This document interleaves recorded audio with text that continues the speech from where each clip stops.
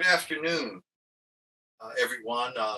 I'm Professor Jose Anderson. I'm a faculty member here at the University of Baltimore Law School, and I have been a professor here for some years. Prior to that, I was a public defender, and I'm an affiliate faculty member of the brand new Center for Criminal Justice Reform. And this afternoon, we're going to have an outstanding panel that is going to talk about criminal justice issues, particularly misdemeanors and how they affect the criminal justice system overall. We thank the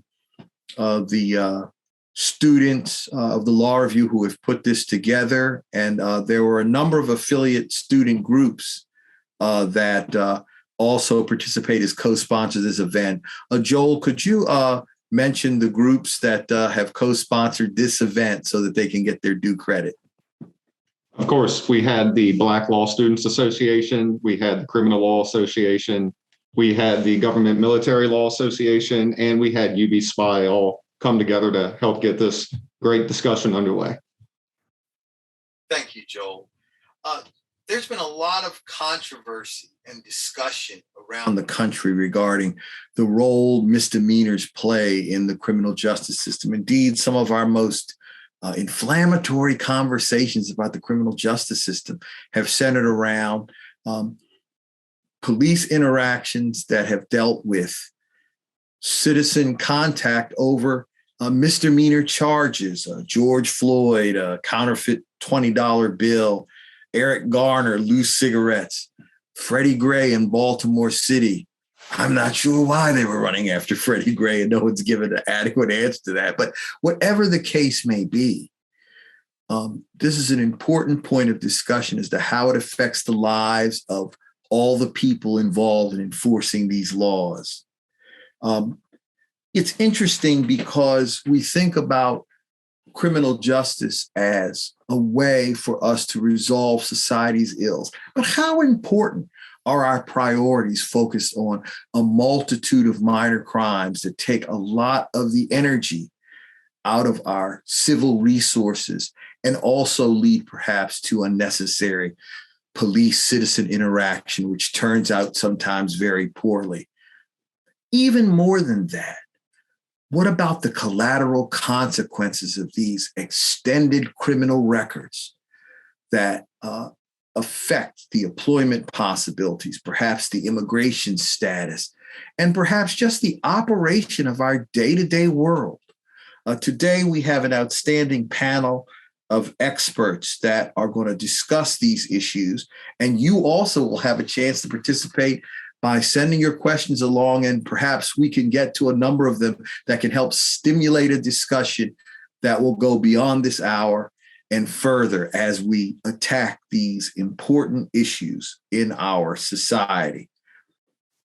So I would just like to start by introducing our esteemed panel. Jenny Roberts, a professor at American University, Washington College of Law. She's the co-director of the Criminal Justice Clinic and teaches criminal law, and she is a prolific scholar on these issues and indeed has got the attention of many thinkers, and including the Supreme Court of the United States, who has cited some of her work. She's actually been talking about these long before many of the high visibility cases, but she knew that it was an issue whose time was going to come. And she's here to present with us information that she wants to share that will help start an important conversation to actually make change or at least an examination of these critical issues. We're also privileged to have with us Sean Gaither, an assistant public defender who has worked in many areas of the criminal system, including private practice, including felony and misdemeanor cases. He has a wealth of experience in the day-to-day trenches of practice in criminal law. And as a cum laude graduate of the University of Maryland Eastern Shore, I'm sure he's had a lot to see on the Eastern Shore. And also as a graduate of the University of Baltimore. we're very proud to have him and his years of experience to be brought to bear on this critical conversation. And then we have Joe Michael, who has been Deputy State's Attorney in Washington County since 2004, a graduate of Washington and Lee University in Lexington, Virginia, right? I get that right, Joe?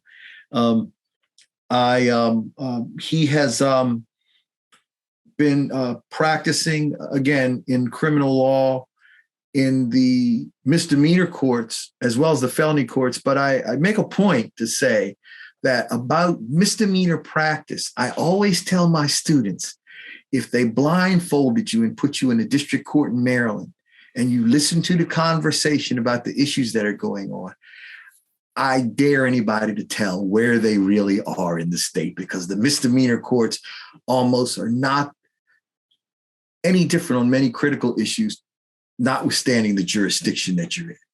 So I think that is the idea that it touches the lives of so many people and in similar ways. And so with that, I want to thank our panelists to begin the discussion. And I think we're going to start with Jenny, who's going to discuss some of her ideas and the numbers and just the sheer volume of the issue regarding misdemeanors in the criminal justice system. And so, Jenny, you may take it away. Thank you very much, Professor Anderson, and to Christine Stutz, and particularly to Joel Jordan for the incredible organizing skills and the invitation to come to speak to you all on this issue, which is indeed longstanding and is indeed very important and is indeed something we really do need to think about as a society when we think about both what we want to do with the criminal legal system and also what are we doing with it. So I'm going to share some slides and to sort of set things up, kind of misdemeanor 101, the basics here. All right, so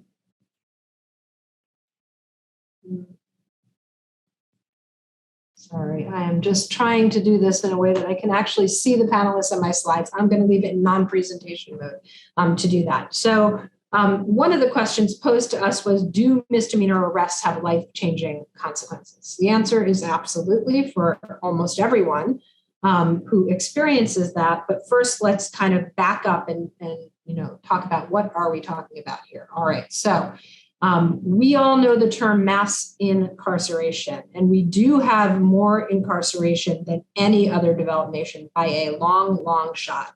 But I really like to replace that term with the broader term mass criminalization. And that's an important distinction because the vast majority of criminal cases in the United States are low level and they're misdemeanors. So a couple of numbers on this slide here. 2.3 million people are in jail and prison. I'm using the March 2020 number because, of course, the pandemic did change things, although not as much as we might have hoped or thought. More than 75 million people in the United States have a criminal record. That is 1 in 3 adults, and that's an arrest or conviction record, a record of some kind, living out there online in almost all cases, accessible to the public. 20 million are felony convictions. So you can see the vast majority, and the number is, again, these are very broad estimates thought to be relatively accurate, but of course, record keeping is a big problem here. So it's hard to know exactly. Somewhere in the range of 75 to 80% of cases prosecuted in the US each year are misdemeanors. Somewhere in the range of 13.2 million misdemeanors are prosecuted each year. Again, pre-COVID.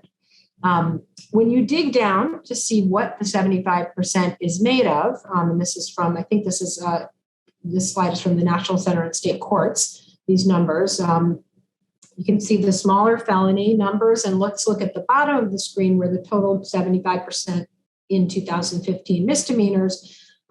Motor vehicle charges are by far the largest category. This is a 14-state survey, so that's 30%. I will note that in some jurisdictions, driving with a suspended license makes up the vast majority of those cases, often up to 80% of the entire lower court caseload in some counties. And the vast majority of those driving with suspended license cases are based on the failure to pay parking tickets. So that leads to the criminal charge that gives a criminal record for failure to pay parking tickets. Property crimes, you can see, are at about 13%. It doesn't specify what that is, but in most cases in misdemeanors, that's shoplifting. All right, so just what is a misdemeanor? It is whatever the legislature says it is. It's a label. Legislatures can do what they want, and they can put whatever label they want. I have two examples on this slide. New York is a pretty common example. New York's more of a model penal code states. They actually define things in their code, and they define misdemeanor as being something other than a traffic infraction. You can't get more than a year imprisonment. Maryland, very much still a common law jurisdiction that doesn't define very much. And here you can see, for example, assault in the second degree is defined as an assault, you can get up to 10 years of imprisonment. That is a misdemeanor. And I will note, and I teach this to my first year criminal law students each year, that if you break down Maryland assault in the second degree, it encompasses threats of harm, which in New York would not even rise to the level of a misdemeanor, but would be that 15 days or under violation, which is a non-criminal offense. So vast differences, although I will again say Maryland is a total outlier here when it comes to misdemeanors. What is the misdemeanor process? There have been a couple of studies on this. I'll draw on one from Florida, but it's not atypical. In the Florida study, which studied a number of different counties, 82% of arraignments, which is the first appearance, lasted 3 minutes or less. 66% of the individuals appeared at arraignments without counsel. Half of those individuals waived counsel, and I put waived in quotes because, as the report details, this was not the kind of knowing, voluntary, and intelligent waiver that the Constitution and state rules would require. This was coerced, uninformed types of waivers, or waivers on the backs of, you can have a lawyer, but you're going to have to pay a very high fee, even if you can't afford a lawyer. 75% of defendants pled guilty at arraignment in this study, and the study also found if you're in custody, i.e. you cannot make bail, you're more likely to plead guilty. Another very important factual area, jumped a little bit ahead here, is in the area of misdemeanors and racial disparities. And so I'm going to give you a little case study of Maryland marijuana arrests. There were two studies done. There were three, but I'm going to talk about two. One in 2010, one in 2018. So this bookends decriminalization of possession of small amounts of marijuana in Maryland, which happened in 2014. So there are many years of public health studies that document that Black people and white people use marijuana at similar rates among all age groups. Yet, for many, many years, there have been enormous racial disparities in arrest groups from these same two groups. In 2010, the first study, there were 1.7 million drug arrests in the US. More than half of those were for marijuana, and more than half of those were for marijuana possession. So almost all misdemeanors. The marijuana picture has changed now with decriminalization and legalization, but it is still high. And this slide shows how Maryland was up there in 2010 with one of the highest possession arrest rates in the country. 2018, this is 4 years after decriminalization, Maryland has fallen in the list of where it is as a state, but I don't know how well you can see this. Make it a little bit bigger here. On the left side of the screen, of the top 20 counties, and actually just of the top 10 counties, 3 Maryland counties show up as having the highest per capita arrest rates for marijuana possession in a state where small possessory amounts are decriminalized. So that's an astounding list to be on still. You can also see here that, that arrests over time, in 2010, the disparity between Black people and white people arrested for marijuana was higher than it is in 2000. Oh, wow, that was very quick, 8 minutes, but Joel, do I have your permission to finish this up? Okay. But we still can see that we're still at more than double the rate of arrests of Black individuals than white individuals. So not a fair or just statistic by any means. And then very important to think about what happens with all of these misdemeanor arrest and conviction records that are created. Well, there's something that I can talk about more in Q&A called the collateral consequences of a criminal record. Many of us would say they're not really very collateral at all. They are the actual main feature of misdemeanors. But very quickly to explain sort of what they are, they're defined as the broad array of status-related penalties that flow from a conviction. The purpose is supposed to be advancing public safety and not punishment. They can be formal in law. So a formal one that we might all agree advances public safety is you do not want someone with a sex offense conviction to be working in a daycare or maybe in a school with kids of a certain age. That is formal. It's going to be set in the jurisdiction's law. Then there are informal consequences, and that is employers going on to the online criminal records repositories that are so easy to access in just about every jurisdiction and looking someone up when they apply for a job, even though by law the person may not be barred for any reason from applying for that job, and there may be no nexus between that job and a criminal record. And in Maryland, for example, the conviction, the arrest might have led to an actual trial and acquittal, but the employer is still seeing it online and may still be using it. So that's informal, is sort of where most of the action is with misdemeanors. There is a database, DOJ, Department of Justice funded, run by the National Inventory of Collateral Consequences of Convictions. And that database, I just ran Maryland, and you can see a lot of things come up, starting with ineligible for Calvert County fortune teller license with a misdemeanor conviction. So I am not quite sure what the nexus is there, but we can maybe talk about that later. I co-author a treatise, an entire treatise on collateral consequences. And I'm showing you this because in our table of contents, you can see the breadth of types of consequences. This is just chapter 2, from voting, community service, federal procurement, healthcare program debarment. This is going to go on for 3 slides. Body armor, there are body armor consequences to possession, driver's license, healthcare benefits, etc., immigration, sex offense registries. So this all comes together in a real confluence of misdemeanor issues. So just to kind of recap where we are, we've got mass criminalization. There are more and more crimes on the books, and there are more and more people with criminal records, although that is starting to fall, but it's going to have to fall very, very quickly to get back to anything near pre-1970 levels. There's an exponential rise in the number of type of collateral consequences imposed on those with a criminal record. And third, something I've mentioned a little bit, public availability of data about criminal records is often out there, it's free, and people rely on it. There is a recent study that found that 92% of states post some types of pre-conviction records online. And that, of course, includes Maryland. So the result is that we have this mass misdemeanor system that causes a lot of harm to individuals, to their families, to their communities, and to society at large. And can actually detract from, and I can talk about this more in the solutions part of the discussion, can detract from and not promote public safety.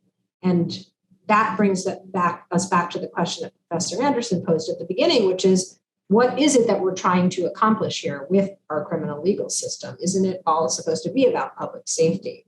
And the final thing I'll mention is that there is a serious risk to the legitimacy of the system when it affects similarly situated people in very different ways. And that is something that this system certainly does.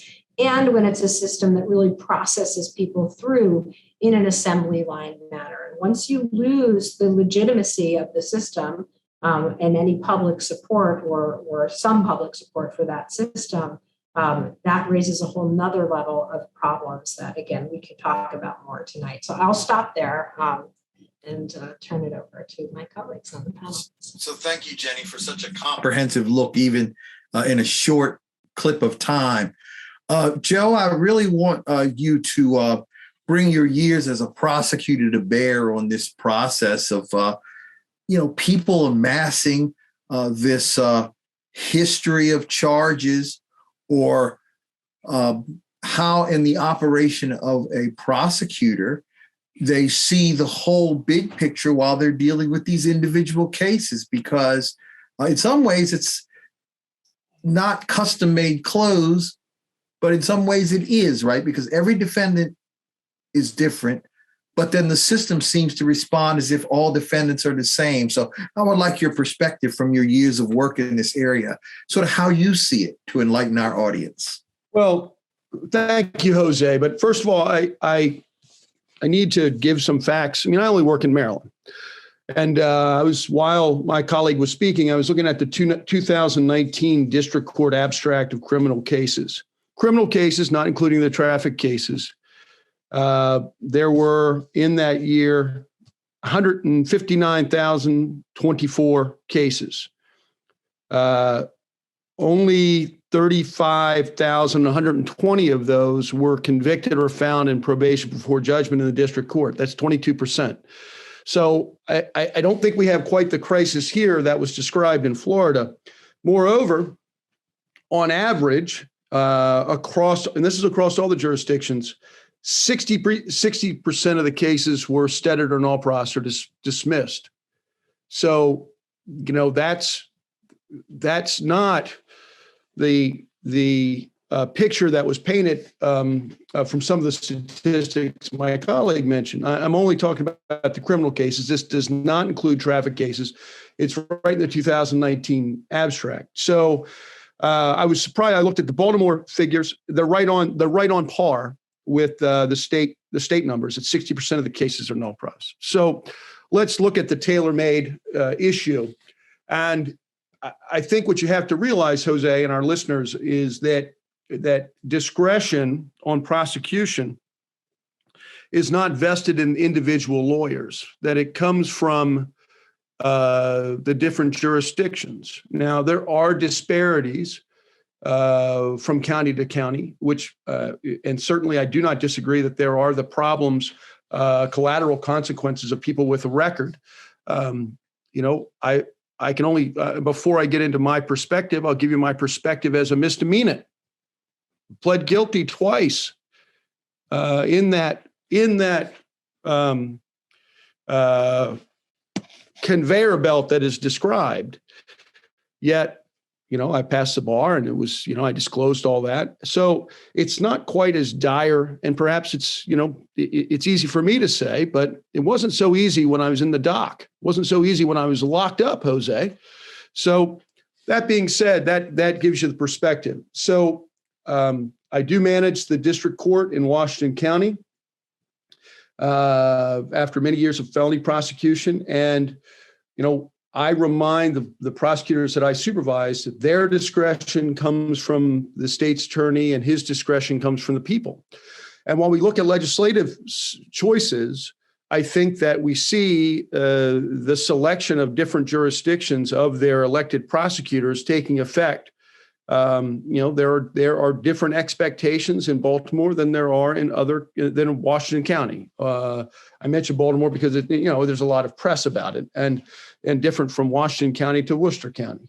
So when you're there, and I'll be there in the morning, I'll be there on Wednesday afternoon. I handle a couple dockets a week. There is plenty of room to anticipate what is going to happen for that person. And I've mentioned also that the state courts have taken the step of taking all of the non-convicted cases off of the online resource. So that is progress as well. So, when you're evaluating a case, I've got to look at it for my county across this judge or that judge. We only have two, and this prosecutor or that prosecutor. And look for a solution, and you try to have a norm for what people can expect. And most of the people aren't convicted. Most of the people, something happens. We dismiss it, and then a portion of them, and it can't be more than 22% of them, eventually are convicted, whether they're convicted because of the trial or because they are in this plea posture. I don't have that breakdown. I can tell you that it can't be more than 22% of them being railroaded if you think of it that way. So the last thing I'll say is this, that that there is a system where those people that accept responsibility in some courtrooms get more leniency than those people that don't. And as a prosecutor and managing resources, the resources that are allotted to me, my system will only work if there is at least the risk of that. Now that has declined in 28 years of practice, and the difference between what the plea defendant gets as a disposition and what the trial defendant gets as a disposition are growing closer together. But if you took the average, the people that take the pleas get certainty for sure and better deals. So hopefully that gives you a little bit of an overview, Jose. I'm conscious of time, but I will take specific questions as well. I have one, Joe, and this is stimulated by some things that were pointed out in the chat. I recognize the western part of the state may not have the same diversity as Baltimore City or Prince George's County, but through your years of experience, do you get some sense that issues in the system that sometimes are raised regarding racial disparity in treatment or the execution of punishment or the grant of mercy is changed, or that we should have some awareness of how maybe that's viewed in your part of the state, just because people don't get out there much, and maybe you have some sense of that, because I know some of our listeners probably could be better informed about what goes on in the western part of the state regarding race and race disparity and maybe arrests and that sort of thing. Jose, I was very conscious of this. For years, I was a felony narcotics prosecutor. And because I thought that the dispositions that were granted by the court, by the judges, were far more lenient for white people and far more lenient for white women, that I normalized my offers and made the same offer to anyone based on the guidelines and based on the charges in the person's record, and again, just set a bar and stuck with it, regardless of race or gender. Now, that being said, I would 100% agree that for reasons beyond my control, and despite the efforts that I made, the courts punished African Americans more seriously than white folks. And a lot of it had to do with geography, but whether that geography was coincidental, the folks were still African American, mostly young men, and many from New York during that period of time. I can't really explain why there would be a disparate number of people from New York, but that was the justification given by the courts, that here was a person from New York City, and was the fig leaf that the court hid behind. I'm embarrassed by it, but I'm not afraid to say that is a fact.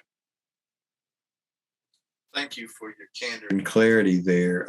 My experience, it troubles. Yeah, my experience when I was very early in my career, when I was in a private practice setting, it was very difficult to have white defendants go to jail in certain places, in certain settings, almost no matter what you did. It also didn't depend on the race of the judge sometimes. It just is something that was interesting to me as a young lawyer and as now an old professor. Many concerns about why there hasn't been much movement and change. But we're going to move on from that because we really want to have a discussion about from the defense side. And Sean, you obviously have practiced in many settings and you have many cases under your belt, and your perspectives will be very valuable to our audience who may want to appreciate what it's like in the day-to-day vineyards of criminal law defense. First, I'd like to thank everyone, especially Joel, for setting this up. When I first started 21 years ago, I mainly did felony work. I made a decision about a decade ago to only do misdemeanor work in my hometown, which is Glen Burnie. So I'm at the Glen Burnie Courthouse, which is, I think, the Sun did an article about Anne Arundel County District Court being the most overworked public defender's office in the state a few years ago. So I'll just go based upon today. I had 34 cases. And this is to the point that was made by Professor Roberts and Joe. Of those cases, 25 were steaded for null pros, which is great for my clients. But some of the consequences of just being charged or just being arrested, the one that stands out today is a client came to me right after the case was null pros and told me that pending the trial, he lost his job, couldn't get a job. The police had confiscated his Social Security card and his birth certificate, and they all had it down at the Millersville precinct, and now he can go get it. So he spent the past 3 months losing his job, not being able to clear out his license. It was a criminal charge, but he was also working on getting his license. He could not get that because the police had custody of all of his property.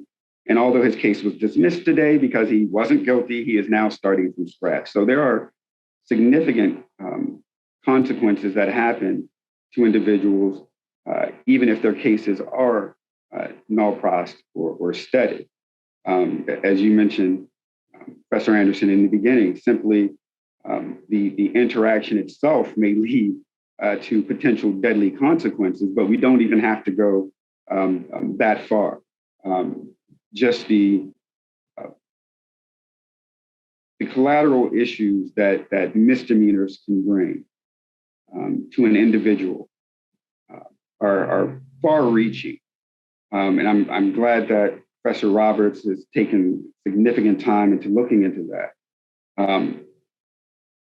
The area where I work here in Glen Burnie, though, I can say that the judges have done a very good job in addressing those issues when they can, with regard to leniency, with regard to the judges actually helping individuals get their license, postponing cases, telling them what to do, what they need to do to get their license, bringing the police on board. So we have a very good community here in Anne Arundel County, specifically in this courthouse. Another case today I had that was null pros. My client's 35, never been in trouble, charged with, in essence, disorderly conduct and one form of the public drunkenness statute. She came home drunk, went to the wrong apartment building, the right apartment, banging on the door, was blasted, police come. Now that's a situation where my client is guilty. The state's offer, disorderly conduct. I look to the prosecutor and I say, yes, my client is guilty. Is this something that that you need to prosecute? You need to prosecute my 35-year-old nurse who had a long night and came home to the wrong apartment complex. She had already done some alcohol classes, so they null prossed it. Her job was on hold as a result of this case, where this one night could have changed her entire life. So the consequences for misdemeanors are a lot more far-reaching than the average person would think. Thank you, Sean. I want to throw something into the mix that flows out of some of Professor Roberts' writings and even her discussion of collateral consequence. And while I have really two well-qualified, experienced lawyers to throw this in the mix, I want to do it. Immigration is all over the place in our country today. And even before the so-called immigration crisis was recognized in such a political way, judges around the state struggled with what the lawyers should be telling their clients regarding the collateral consequences if they were underdocumented, if their paperwork wasn't together, and perhaps there would be a consequence from whatever they did in court. Just sort of the elevator speech from both Joe and Sean. How are we to manage this mess when we know that there are literally millions of underdocumented people in Maryland and in the country, maybe enough to fill the state of Missouri? So how do we navigate this in the day-to-day, or what should we be thinking about regarding that? Joe, you can go first. Well, I think that you will again see a disparity geographically based upon both the prosecutors and the sheriffs in Maryland, anyway, about how they whether they pay attention to someone's nationality or immigration status or not. We don't ask the question, and I don't. There is obviously the consequences for someone who is here legally or illegally are different than those folks that don't face those consequences. But I mean, we are not one of the counties that applies those standards. There are counties that do, and the one thing I would say is that if my colleague said, well, here's somebody who's made this mistake, and I'm speaking to Sean, and the consequences that they face will be losing their home and leaving this country and going back to someplace, which might be very terrible or fatal to them. Well, the idea is, if that conversation was with me, I would say to Sean, I said, well, how does he or she, would they rather do community service than be convicted? And which would probably be more severe than the small fine that they would face, and that would be the fair disposition that I would offer that person. So, I mean, that's the idea, but it's a don't ask, don't tell situation where I'm from. Not to say that there aren't the consequences, but I don't ask. Sean, your response? In response to that, it's similar here. It's exactly what Joe said. It's a don't ask, don't tell from the prosecutor and the judges, where obviously I have to take that into consideration. And even though I've done this a long time, immigration and the consequences still is not my forte. So we have a hotline number for the public defender's office in the state that we call someone, and they'll let us know if it is going to be an issue or if it's not. Most of the things I deal with, I know it's not an issue. I had 2 undocumented clients today. The situation they were in and the outcome was not going to be an issue. But just as Joe said, there are times where I bring it up to the state and I say, look, I know you don't want to treat my client any different or even better simply because they're undocumented. But is this the situation where my client should be deported? Is there anything we can do, such as community service, to make this go away? I think they've learned their lesson. It's not a murder case. It was a trespass or whatever. So again, I have not met a prosecutor that's going to ask me that. I've had a few judges in the early 2000s that you have to kind of pump the brakes on them for asking your client that question. I literally had a judge about 15 years ago, and I told my client not to, it was a traffic case, and I told my client, this judge asked about where you come from, don't answer. The judge asked him, how did he get here? The client, meaning, how did you get to court? The client looks at me and I go, I knew you didn't drive, so you can go and answer. And he said, I crossed the desert just like everyone else. So in those situations, well, so you in such different deserts. Yes, I was going Yeah. to say that, Professor, I know that in your solutions and recommendations area, you have a lot to say about this. And I really think this is an important issue. And I really would like you to respond to really what we should do with this very troubling situation. Yeah, I mean, I'll definitely speak more broadly just on the immigration point more specifically. And just for the listeners, my clinic is in the lower courts until the pandemic hit. And I've spent most of my career in the lower court. So I am speaking from experience. I've spent, I don't even want to say how many years, more than 2 decades mostly in the lower criminal courts. And so while it's true, as Joe pointed out, that there are different statistics in different jurisdictions, I'm not simply talking about convictions. New York City, the vast majority of misdemeanors are dismissed for a first arrest. The vast majority are dismissed. There's robust study of that, even more than in Maryland. But that begs the question of, why are we charging things only to dismiss them, as Sean pointed out, disrupting people's lives in ways that are very harmful to public safety at the end of the day? The worst thing we can do for public safety is to take people out of the workplace. And having to come to court and having your job put on hold because of an arrest takes someone out of the workplace. And those were two pretty stark examples we were just offered from today's docket. So exponential increase on, the effects that has. So Joe, I appreciate the statistics in Maryland, and they're really important, and they do differ, in different jurisdictions. But it is worse to have a conviction than an arrest record, for sure. But arrest records have a lot of consequences. On the immigration front, it's the only place that the Supreme Court has constitutionalized the defense lawyer's obligation to give advice. And Maryland has some great immigration attorneys in the statewide defender office that Sean was referencing, that you can pick up the line, you can call the expert. Not every jurisdiction has that. And some people may not be at all surprised because they know this from tragic direct family experience or reading the paper or otherwise, but very, very low level misdemeanors can be quote unquote aggravated felonies under federal immigration law. And if it's an aggravated felony, it means mandatory detention with no possibility of bail, mandatory deportation, and often expedited deportation.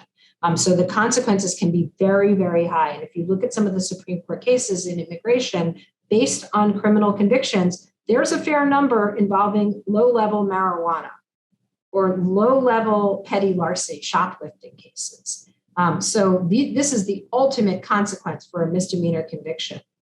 Deportation from a country where you may only know that this country.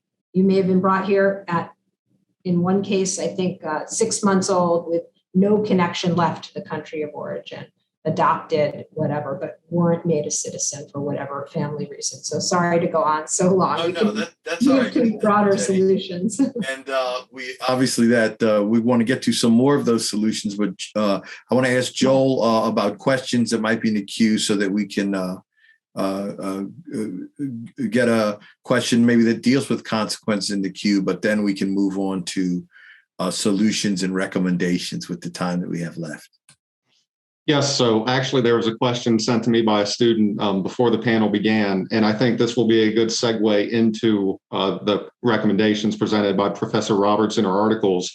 The question was, what does the fact that 70% of cases being resolved at arraignment say about the seriousness and social harm resulting from crimes in the misdemeanor system?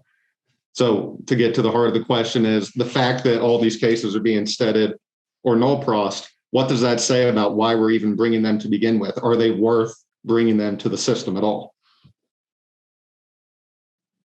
Okay, so to go into some of the solutions then, and to answer that question, and also Chelsea, sharing a last name with me in the chat, had a really good question that if something's on the books, that means the legislature has decided it should be on the books. And doesn't that mean prosecutors should simply prosecute? Chelsea, I'm not saying that you're saying this, but might that argument be made by some prosecutors? Well, it is very clear to everyone who is deeply involved in the criminal justice system that there are far more crimes on the books than we ever want or could want prosecuted. And legislatures, they could not get sodomy, homosexuality crimes off the books after it was declared. It's still on the books in a lot of southern states. Legislatures cannot do this work. So they add crimes, they do not take them off, very rarely. So of all of the marijuana legalizations, I believe it's only 2 jurisdictions where it was done by the legislature. Everywhere else, the voters had to come in and do it. There is no legislative will here. So there have to be other solutions. So two things I'll throw out there, and I'd be curious to hear Sean and Joe's thoughts on this. One is just looking at the state at sealing and expungement movement, the end of the criminal case, to tell us how the system has to change. And here, sealing and expungement is one of the fastest moving, biggest areas of state legislative action for the last number of years, probably over the last 5 years. States are rushing to put broader sealing and expungement laws on the books. Why? Because they now see that these criminal records are causing great harm to employment, to housing, and other things, and they want a mechanism to deal with that. Those same legislators seem unable to actually take the underlying criminal case off the books, I think in part because they really want prosecutors to exercise more discretion. Some legislators might want them to do that. That has happened, to answer another question in the chat, and that gets me to the second point, which is how do you sort of force effective decriminalization or legalization? One way is through prosecutorial declination, and someone asked about that in Baltimore. We've seen it in Boston. We've seen it in Brooklyn. There's a lot of prosecutors' offices that are issuing declination memos, i.e., we will not prosecute this entire category of cases with certain exceptions. I think that's a very interesting thing to look at. No system appears to have fallen apart in the process, and there's an important new study of Suffolk County, Massachusetts, out of Boston, where the DA, Rachel Rollins, has 15 classes of misdemeanors that she declared she wouldn't prosecute. And the researchers, just looking for a little note on this, there's a 2021 study that comes to the conclusion that declining to prosecute nonviolent misdemeanor cases not only minimizes a person's current involvement with the criminal legal system, but also substantially reduces the probability of future involvement. So declinations led to less recidivism. And it's a pretty robust study by a number of social scientists. So I think that's something we should really be keeping a close eye on. Something else that I know Joel would be disappointed if I didn't talk about, so I'm going to talk about it now, is, and I do believe in this, is what role can defense lawyers play? Plea bargains are put on the table all the time in misdemeanor cases. And this goes to something in the Q&A asking about can the panel speak to the trial penalty and the discretion individual prosecutors have in plea agreements? Prosecutors have enormous discretion in plea agreements, unless their office has, a blanket policy on something.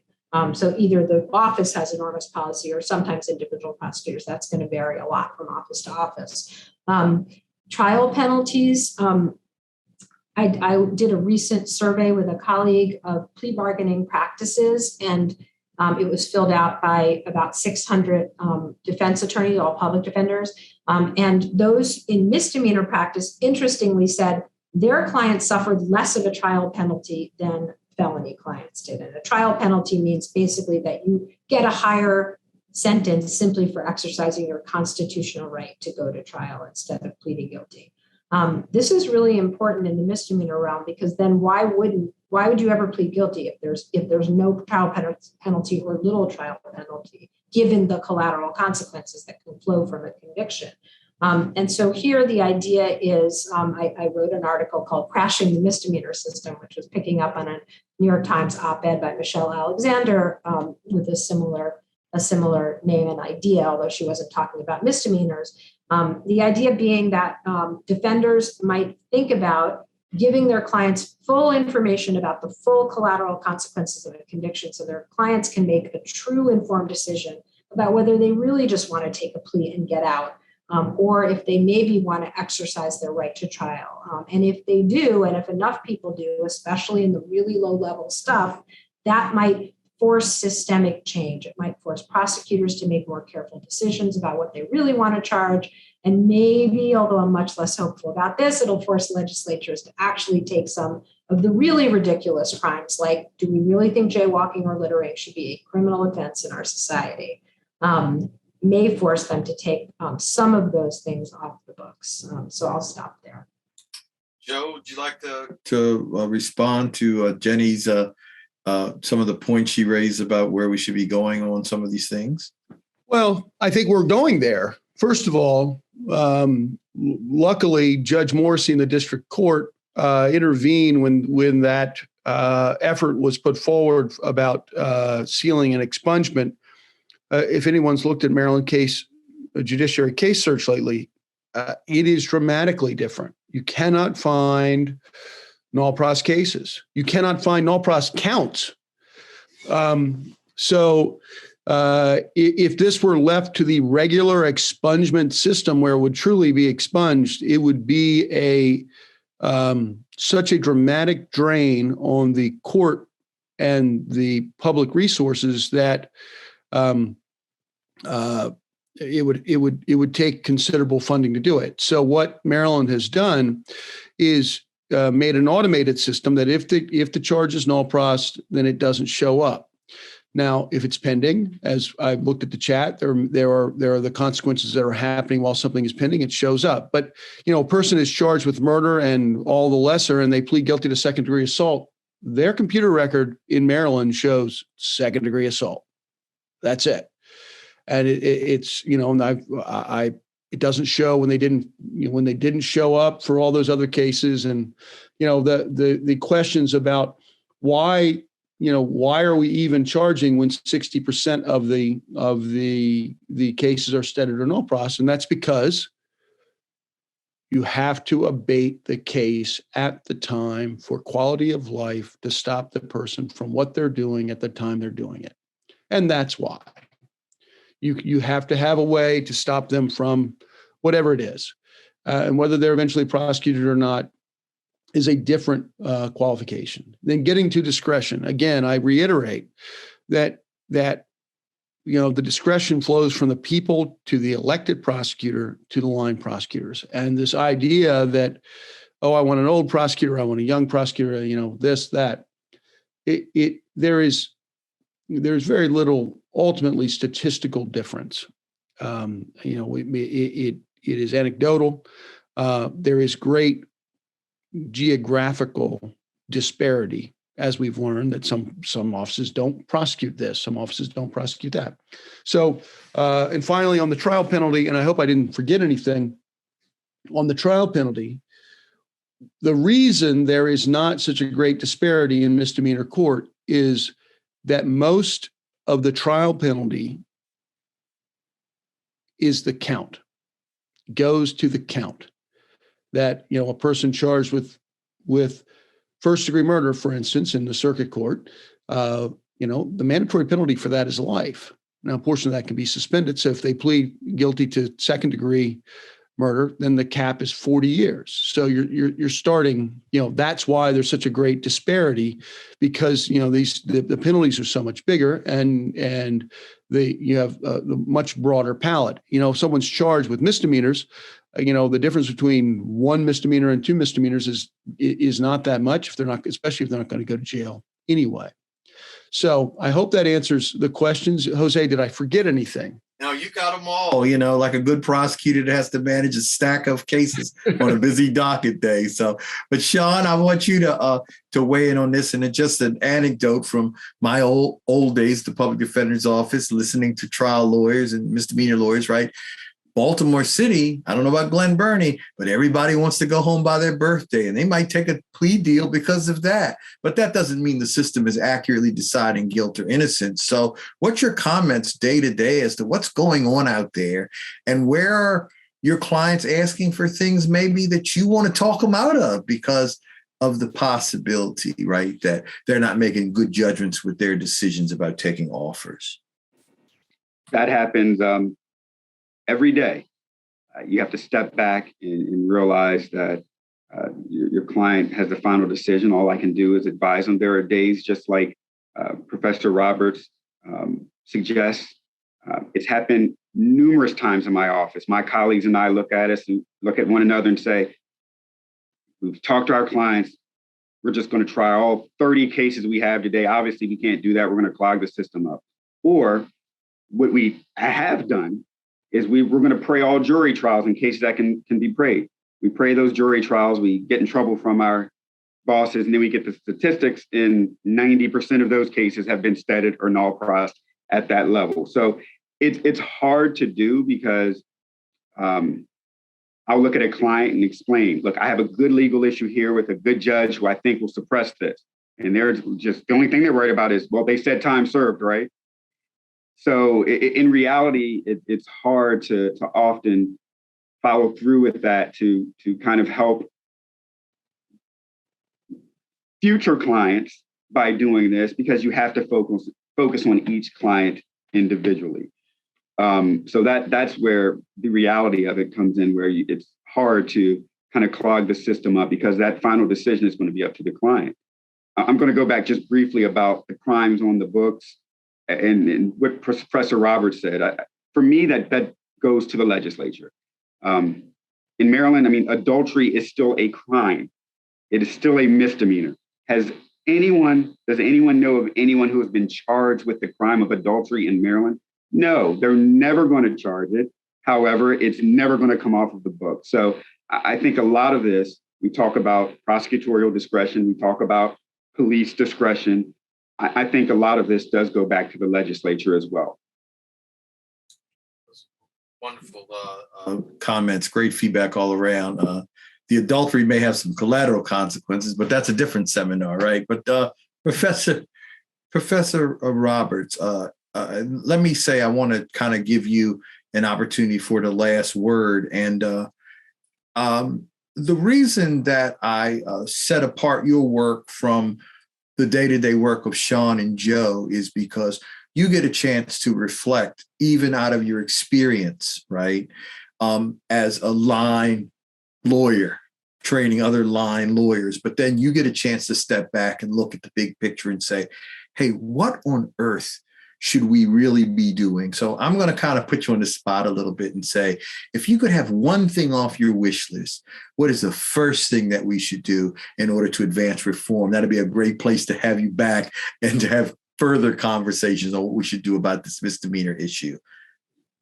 Thank you. And you're right. I mean, I have the luxury of a far, far lower caseload than I ever had as a public defender. My students have that luxury as well. And so they reflect along with me and they teach me a lot about what we might do. I would put myself on the abolitionist front. So I would do away with the criminal legal system and think of other ways to deal with the problems that we have, that forcing us to think about why people go out and rob someone and how do we solve that problem in a different way, because it's sure not working how we, even for higher level stuff, but focusing on the low level, absolutely do away with low level misdemeanors. If there is a problem that we want to solve, let's look at the data on what is the actual efficient, effective way to solve the problem. It is not the criminal legal system with misdemeanors. That data is in, we know it harms public safety. It keeps people out of the workplace. It hurts families who lose public housing because of one family member's low-level drug conviction. It keeps people out of getting licensed for jobs they could be in. It takes people out of the country who have no connection to a country they're being sent to in ways that, none of us would imagine really or intend with these low-level cases. And so I would tear it down completely and think about how we actually, what are real problems? And there are some real problems with misdemeanors. We don't want people shoplifting. We definitely don't want domestic violence, even if it doesn't rise to the level of a felony. We certainly don't want drunk driving. And that's not always a misdemeanor, but it usually is. And so, I would tear it down, and I would challenge all of the students listening to think about how would you reimagine solving the problems in a way that might require a little more imagination than simply what we were all very used to in society, which is punish, punish, punish, and label, label, label, and use the criminal justice system. Think of something else. Let's be creative and let's think about something else. Well, that's a great way to end our time, except that I want to thank our illustrious host, the University of Baltimore Law Review, and its leader, Joel Jordan. And Joel, we have 1 minute left, and I would certainly want to give you the last word as our host for putting together such an outstanding program. So it's all yours. Thank you, Professor Anderson. I just want to thank again all of my colleagues on Law Review and every other student organization that I named at the beginning of this discussion. Their help was absolutely instrumental in getting this lively and informative debate together. And I just want to thank all of the speakers from everyone who's in attendance, and on behalf of all students who definitely learned a lot more than they knew coming into this. And I just want to thank you all again, and maybe one day we can do something like this again with you guys. Well, thank you very much, Joel. And just remember, great lawyers make great legal conversation, and a good place to start on being good stewards of our profession and trying to make the kind of change that makes sense for the learned profession that we are. I certainly want to thank all the panelists. And I think that everyone who has joined us, really important, and continue to join us here at the University of Baltimore for provocative, thought-provoking discussions of areas of the law, because we are a leader in those conversations. Thank you all very, very much.